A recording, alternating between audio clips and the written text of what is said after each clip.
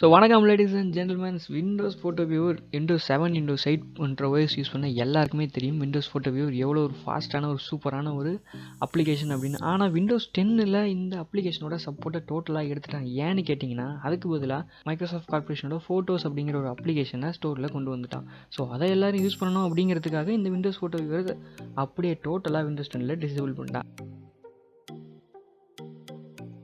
ஆனால் நம்ம திரும்ப அந்த விண்டோஸ் ஃபோட்டோ வியூவரை எனேபிள் பண்ண முடியும். அது எப்படின்னு கேட்குறீங்களா? நம்ம ஜஸ்ட் ரெஜிஸ்ட்ரியில் பண்ணுற ஒரு சின்ன ட்வீக் மூலமாக தான். அது எப்படின்னு இந்த வீடியோவில் நம்ம பார்க்க போகிறோம். வாங்க வீடியோக்குள்ளே போகலாம்.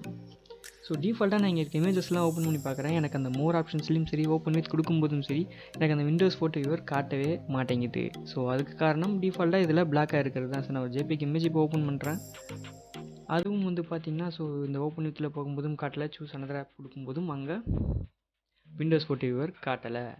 ஸோ நான் டிஃபால்ட் ஃபோட்டோஸை தான் யூஸ் பண்ணி ஆகணும். ஸோ டிஃபால்ட் ஃபோட்டோஸ் ஏன் நிறைய பேர் வெறுக்கிறாங்க அப்படின்னா, அது ஓப்பன் ஆகிறதுக்கே கொஞ்சம் ஸ்லோவாகும். அதுவும் இல்லாமல் ஒரு யூசர் ஃப்ரெண்ட்லியாக இல்லை அப்படிங்கிறது தான் ஒரு கம்ப்ளைண்ட்.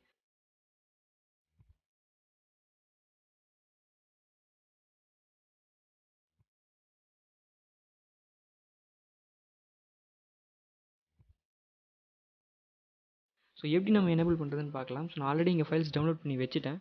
இந்த 2 ஃபைல் தான் ரொம்ப முக்கியமான ஃபைல். ஒரு ஃபைல் வந்து ஃபோட்டோ வியூவரை ஆக்டிவேட் பண்ணுறதுக்கும், இன்னொரு ஃபைல் வந்து ஃபோட்டோ வியூவர்ஸை டீஆக்டிவேட் பண்ணுறதுக்கும்.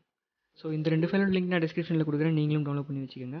இந்த ஆக்டிவேட் ரிஜிஸ்ட்ரியை நம்ம டபுள் கிளிக் பண்ணும்போது நம்மளுக்கு ஒரு அலர்ட் மாதிரி ஒரு மெசேஜ் வரும். ஸோ இதை நீங்கள் ட்ரஸ்ட் பண்ணுறீங்க, நீங்கள் லிஸ்ட்டில் ஆட் பண்ணிக்கிறீங்களா அப்படின்னா ஜஸ்ட் எஸ் கொடுங்க.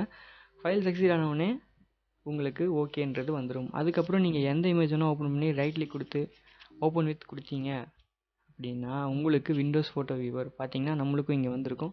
ஸோ ஃபைனலி நம்மளுக்கு வந்துருச்சு விண்டோஸ் ஃபோட்டோ வியூவர். இப்போ இங்கே எனேபிள் ஆயிடுச்சு, விண்டோஸ் ஃபோட்டோ வியூவர் ஓப்பன் ஆயிடுச்சு.